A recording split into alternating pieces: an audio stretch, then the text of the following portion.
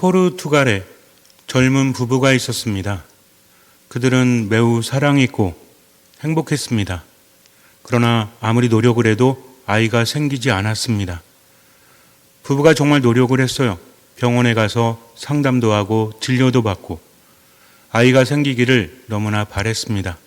그러던 어느 날 아이가 생겼어요. 너무나 행복합니다. 더 이상 바랄 것이 없어요. 조심조심하면서 아이가 세상에 나오기만을 고대했습니다. 17주 정도 되었을 때 며칠 전부터 머리가 너무나 아파서 왜 이런가? 며칠 지나지 않아서 사라지겠지라고 생각을 했지만 계속해서 머리가 아픕니다. 병원에 갔어요.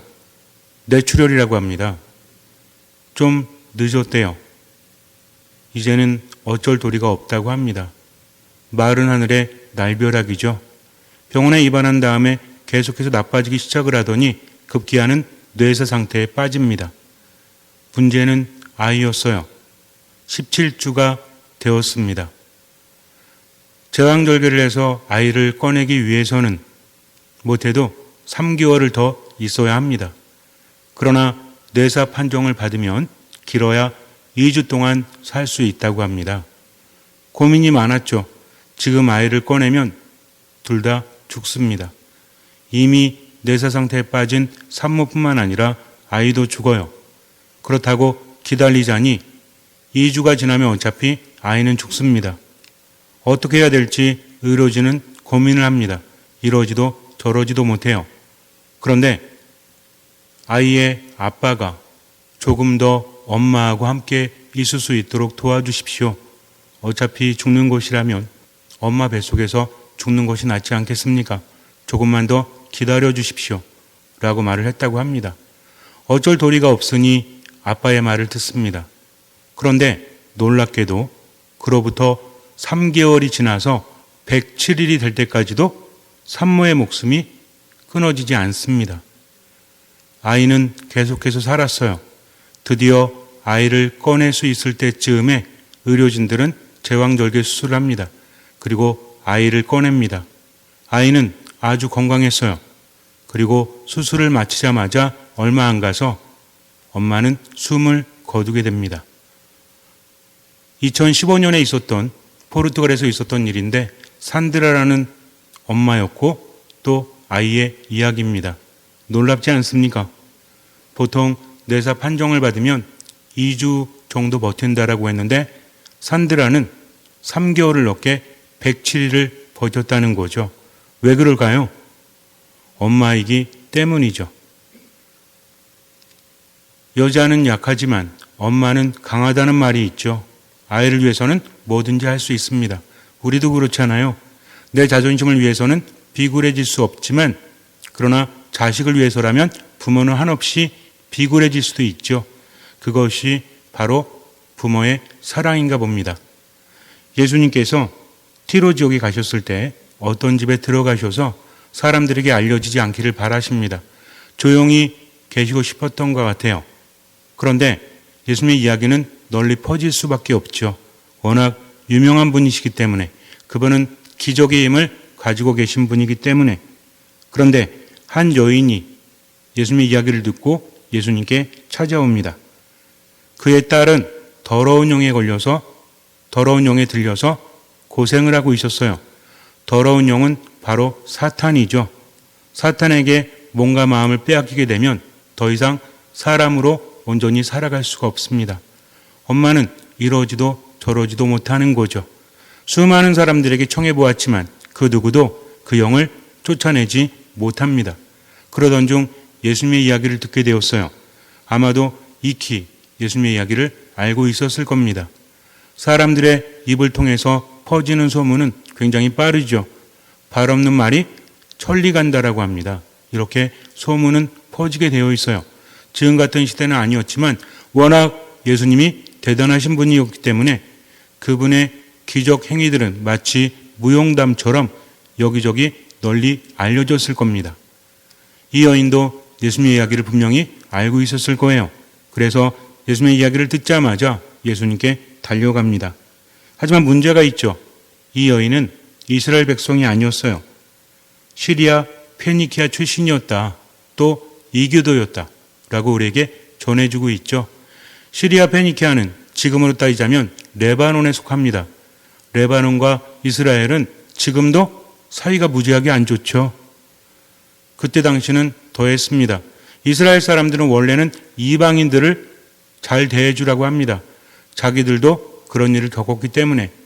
그러나 실제로 이스라엘 주변에 살고 있는 이방인들과 사이가 너무나 안 좋았어요. 무시합니다. 선택받은 이스라엘 백성들은 굉장한 자부심을 가지고 있죠. 이스라엘 백성들이 어떤 사람들입니까? 나라가 망한 다음에 2000년 지나서 다시 나라를 재건했죠. 역사적으로 볼 때 이런 나라는 없습니다. 망하면 100년, 200년 지나면 그냥 사라지는 거죠. 그러나 이스라엘은 2000년이 지난 다음에 나라를 다시 세웁니다. 그 원동력이 무엇이었을까요?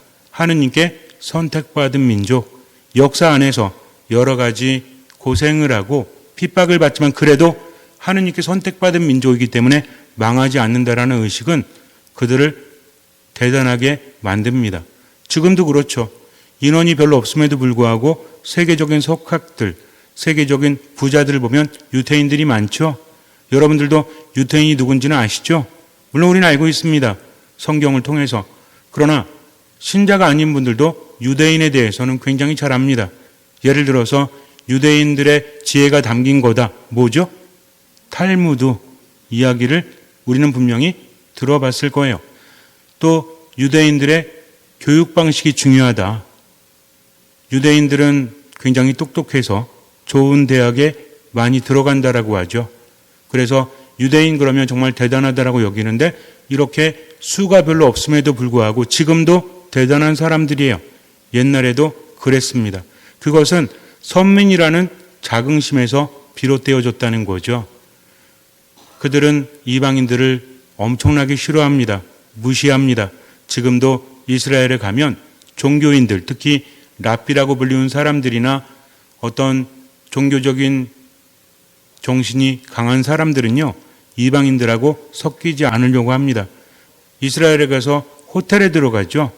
우리나라 사람들은 밥을 먹을 때 뭐가 필요하죠? 고추장, 김치 이런 것들이 필요합니다. 그래서 식당에서 밥을 먹을 때, 특히 뷔페에서 밥을 먹을 때 거기 있는 접시에다가 김치나 고추장을 따라서 먹지 않아요? 어떻게 하는지 아세요?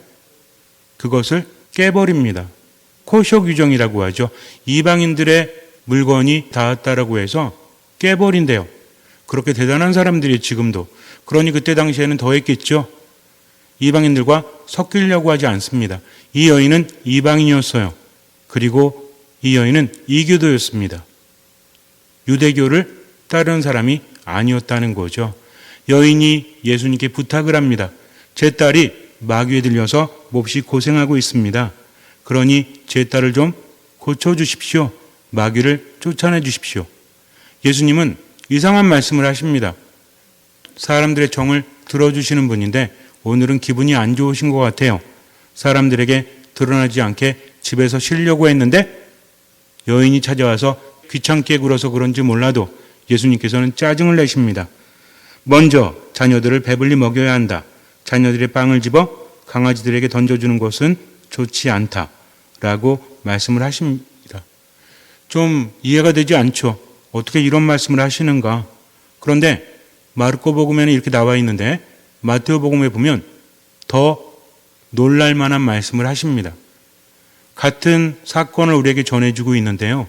이전에 예수님께서 어떻게 말씀을 하시냐면 나는 오직 이스라엘 집안의 길 잃은 양들을 위해서만 파견되었을 뿐이다 라고 말씀하십니다. 즉 이스라엘 사람이 아니면 고쳐줄 수 없다. 나는 그렇게 파견된 것이다 라고 말씀하셨다는 거죠.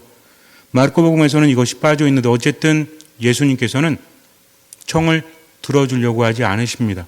심지어는 뭐에 비유하셨어요? 강아지에게 비유하셨다는 거죠. 기분이 좋을 리가 있습니까? 여인도 이미 알고 있죠. 벽이라는 것은 어쩔 수 없어요. 나랑 껄끄러운 사람에게 가서 부탁을 한다는 것은 쉬운 일이 아닙니다. 자식 때문에 왔지만 그 말씀을 들어보니 고쳐줄 마음이 전혀 없으신 거죠. 아니, 안 고쳐주려면 그냥 안 고쳐주시면 되지 굳이 개 비유하십니까? 기분 나쁘게 라고 말할 수도 있죠. 근데 이 여인은 어떻습니까? 아주 비굴합니다. 뭐라고 해요? 주님, 그러나 상 아래에 있는 강아지들도 자식들이 떨어뜨린 부스러기는 먹습니다. 라고 응답합니다. 주님이라고 부르죠. 그리고 비굴하게 자신을 개에 빗댑니다. 그러면서 자녀들이 먹다가 떨어뜨린 부스러기, 그것은 강아지도 먹지 않습니까? 이것은 과연 무엇일까요? 딸을 고치기 위해서 비굴해진 것일까요? 그렇다면 우린 또 한 가지를 보아야 하는데, 루카복음 4장에 보면 예수님께서 당신이 잘하셨던 나자렛으로 가십니다. 회당에 들어가서 가르치셨는데 사람들은 이미 알고 있었죠. 그분이 누구신지를. 그분께서 갈릴레아 주변에서 대단한 일을 하신다고 하니까 익히 들어서 알고 있습니다. 고향 사람이 대단한 거죠. 왔으니 얼마나 좋아요. 우리 나자렛이라는 조그만 고을에서 예수라는 사람이 났는데 지금 전국적으로 보다 인싸다. 인싸가 뭔지 아세요? 모르셔도 돼요. 어쨌든 대단한 분이다. 대단한 사람이다. 너무 좋지 않습니까? 우리 옛날에 그랬잖아요. 그 마을에서 명문대를 가거나 또는 사법고 싶었어 하면 뭐가 붙어요? 플랜카드가 붙죠. 그 집 부모님이 마을 잔치를 벌이지 않습니까? 이렇게 예수님은 너무나 대단한 분이었죠. 사람들이 좋게 말합니다. 하지만 예수님께서는 뭔가 언짢으셨는지 이렇게 말씀하세요. 분명히 너희들은 이렇게 말할 거다. 의사여 내 병이나 고쳐라 라는 속담을 들어서 네가 다른 데서 했던 기적들을 여기서도 보여봐라 라고 말할 것이다 하면서 영린을 건드십니다. 뭐라고 하시냐면 엘리야 시대에 기근과 가뭄이 들었다. 3년 6개월 동안 비가 오지 않아서 많은 사람들이 고생을 했는데 그때 이스라엘은 과부가 많았다. 하지만 주님께서는, 하느님께서는 엘리야를 시돈 지방 사렙대에 살고 있는 과부에게만 파견하셨다라고 예를 들으십니다. 이 뭔 얘기예요? 시돈 지방 사렙다는 이방인 지역이죠. 이스라엘에도 많은 과부들이 있었지만 하느님께서는 당신의 예언자 엘리야를 누구에게만? 이방인 여인에게만 보내셨다는 거죠. 또 엘리사 시대에 이스라엘에도 많은 나병 환자가 있었지만 나아만만을 고쳐주셨다. 시리아 사람 나아만만 고쳐주셨다고 이야기합니다. 나아만은 시리아의 장군이었죠. 오히려 이스라엘의 적국에 유능한 장군이었습니다. 그만 고쳐주셨다고 말씀하세요. 이 얘기는 뭔 얘기예요? 너희들이 선택받은 민족이라고 여기고 있지만 실제로 하느님은 이방인들에게 당신의 예언자를 보내신 거야 라고 말씀하십니다. 그들이 기분이 좋을까요? 나쁠까요? 기분이 나쁘죠. 아니 어떻게 우리를 저렇게 빗대울 수 있단 말인가. 그런데 왜 그랬을까요? 여기는 한 가지 중요한 것이 있어요. 사람들은 예수님이 나자렛이라는 자기들 동네에서 아주 유명한 사람이 되어서 정말 좋다고 이야기하지만 그러나 그들은 이렇게 생각합니다. 야, 저 사람 목수 요셉의 아들 아니야? 이미 우리가 알고 있다는 거죠. 도대체 어디서 저런 힘을 얻었지? 어떻게 저렇게 됐지? 예수님은 하느님이셨죠? 그분을 알아보지 못합니다. 자기들이 다 알고 있다라고 생각을 했기 때문에. 그러나 이방인 여인은 어땠죠? 자기 딸이 고생하고 있는데, 막에 들려서 고생하고 있는데 저분의 권능으로 내 딸의 안에 있는 마귀를 쫓아낼 수 있으신 분, 이렇게 생각을 했다는 거죠. 굉장히 중요한 겁니다. 그 여인이 어쩌면 아니 어떻게 나를 개에 비유할 수 있어 하면서 이스라엘 백성들과 이방인들이 여태까지 살아왔던 그 틀, 그것을 깨지 못했다면 예수님께 더 이상 무릎을 꿇지 못했을 거예요. 그러나 어떻게 말하죠? 주님, 당신 말씀은 다 옳습니다. 심지어는 팥으로 메주를 쓴다고 해도 그것은 옳습니다. 왜 그래요? 팥으로도 메주를 쓸 수 있을 만큼 기술이 발전했기 때문에? 아니죠. 그것이 당신의 말씀이기 때문에 당신의 말씀은 반드시 이루어집니다. 그러니 제가 이해할 수 없어도 그것을 받아들이겠습니다. 라고 말하는 거죠. 이게 굉장히 중요한 겁니다. 너무나 당연하지만 주님께서 당연하지 않다라고 여기시면 당연하지 않은 겁니다. 너무나 당연하지 않지만 주님께서 당연하다 말씀하시면 그것은 당연한 거죠. 그러니 그분의 말씀이 이해가 되지 않아도 받아들이는 겁니다. 예수님께서 뭐라고 하십니까? 네가 그렇게 말하니 가보아라. 마귀가 이미 내 딸에게서 나갔다 라고 하십니다. 정말 대단한 일입니다. 이건요, 상상할 수도 없는 일이죠. 마귀가 눈앞에 있어도 다른 사람들은 쫓아내지 못해요. 그런데 예수님은 당신의 의도로서 마귀를 멀리서도 쫓아내신다는 거죠. 블루투스 이어폰 사용하십니까? 블루투스 이어폰? 거기 보면 뭐라고 써 있죠? 7m 이내에서 작동해야 됩니다. 이렇게 써 있어요. 예수님의 기적은 몇 미터일까요? 100m? 1km? 상관없습니다.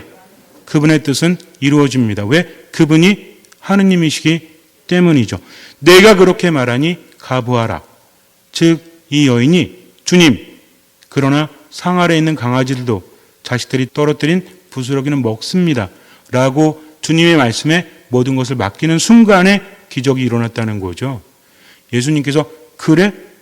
그러면 좋아 라고 말씀하지 않으십니다. 즉 기적은 예수님께부터 나오지만 그것을 가능하게 하는 것은 무엇이다? 믿음이라는 거죠. 믿음은 무엇입니까? 내가 아는 것, 그것을 뛰어넘는 말씀, 그냥 받아들이겠습니다. 당신의 말씀이기 때문에. 이 여인은 예수님에 대해서 이미 알고 있었을 겁니다. 그분의 말씀을 전해 들었고 또 그분의 행적을 이미 알고 있었죠. 그러면서 신앙이 무엇인지를 그는 깨달았을 거예요. 예수님을 만난 사람들이 뭘 걸었죠? 목숨을 겁니다. 그리고 예수님께 나아갔죠. 이 여인도 마찬가지예요. 이 여인이 걸 수 있는 목숨은 뭐죠? 여태까지 내가 알고 있던 모든 틀을 깨버리는 거죠. 나는 이방인이고 저분은 유대인이지만 그러나 상관없어. 내가 저분께 간절히 바라면 저분께서 허락하시면 기적은 일어날 거야. 그러니 무조건 맡기자. 저분의 말씀을 따르자. 라고 마음을 먹었다는 거죠. 그런데 예수님께서 잘하신 나사렛에서 살고 있었던 사람들은 어땠어요? 예수님을 오랫동안 봤죠? 그런데도 불구하고 그의 아버지 요셉, 뻔한 거 아니야 라고 생각을 했다는 거죠. 선택받은 이스라엘 백성인데 오히려 하느님을 알아보지 못합니다. 그래서 어떤 짓을 하려고 하죠? 예수님을 언덕으로 끌고 가서 벼랑 밑으로 떨어뜨려 죽이려고 해요. 하느님을 만났는데 하느님을 죽이려고 합니다. 이건요 아주 심각한 겁니다. 그렇다면 우리는요, 신앙을 가지고 있다라고 하면서 자기 틀에 얽매여서 이렇게 말하지 않습니까? 변하겠습니까? 가끔 그런 이야기 듣습니다. 신부님, 사람이 변하나요? 아이, 그거 말이 됩니까? 신앙 안에서 그렇게 이야기하지만 아유, 정말 그렇습니까? 신부 앞에서도 그런 말을 합니다. 그러니 하느님 앞에서는 어떻겠어요? 어차피 보이지 않으시잖아요. 기도하고 하느님에 머문다고 하면서 그분의 뜻을 받아들이려고도 하지 않습니다. 그분의 뜻은 온데간데 없이 사라지고 내 마음만 있는 거죠. 하느님 중심이 아니라 누구 중심이에요? 내 중심입니다. 그러니 문제는 해결되지 않죠. 신앙도 찾아볼 수 없죠. 기적도 일어나지 않습니다. 우리가 살아가면서 다른 이들을 위해서 베풀어주고 용서하고 사랑할 수 있는 것은 내가 그럴 수 있기 때문이 아닙니다. 내 틀을 깨야 되는 거예요. 여태까지 살아왔나? 내가 변하겠어? 나는 변할 수 있어요? 없어요? 나는 변할 수 없습니다. 그러나 하느님께는 모든 것이 가능하다는 거죠. 그러니 하느님 말씀을 듣고 지금 살아가는 겁니다. 여태까지 우울증에 허덕이면서 잠도 제대로 자지 못하고 몸도 너무나 아프고 그리고 인간적인 비전이 하나도 없는데 나아질 수 있겠어 하면서 우울하게 분노하면서 살아간다면 이것도 신앙이 아니죠. 누구를 믿고? 하느님 믿고. 그래서 하느님 믿는 사람은 언제만 살아간다? 지금만. 그래서 하느님 믿는 사람은 하루살이에요. 오늘 하루 살고 내일에 맡기는 겁니다. 왜? 내일도 하느님께서 함께 하실 것이기 때문에. 그래서 하느님의 말씀을 실천하면서 세상을 살아가는 거죠. 다시 한번 묵상해 봐야 됩니다. 어쩜 우리는요, 하느님을 믿고 성당에 나오면서도 나를 커지게 하거나 내 세력을 커지게 하거나 내 중심으로 살아간다면 이건 정말 심각한 거죠. 왜? 하느님을 알아보지 못하기 때문입니다. 눈앞에 하느님을 알아보지 못한 선택받은 이스라엘 백성은 기적을 체험하지 못했죠. 그러나 가나안 여인, 시리아 페니키아 여인은 이기도였음에도 불구하고 예수님, 즉 누구를? 하느님을 알아보았다는 거죠. 잠시 눈을 감으세요. 신앙이라는 것은 여지껏 알고 있는 모든 것들, 때로는 그것이 당연하다 여기는 모든 것들, 삶의 틀들조차도 주님 앞에서 내려놓는 것입니다. 그것은 바로 듣는 마음이죠. 지금까지 몇 년을 살아왔든 상관없어요. 그분께서 말씀하시면 그 말씀을 따라갈 수 있어야 합니다. 예수님 말씀하시죠. 나를 따라오너라. 그 말씀대로 살아가십시오. 인간적인 비전이 없다고 할지라도 하느님께서 일어나라 하시면 그분 말씀 듣고 일어나서 지금을 살아가십시오. 많이 힘들고 괴로워도 주님만 바라보면서 그저 지금만을 듣는 마음으로 살아가십시오. 하느님을 향한 하루살이로 지금을 살아가십시오. 주님께서는 그 믿음을 보시고 우리 삶에 놀라운 기적을 일으켜 주실 것입니다. 아멘.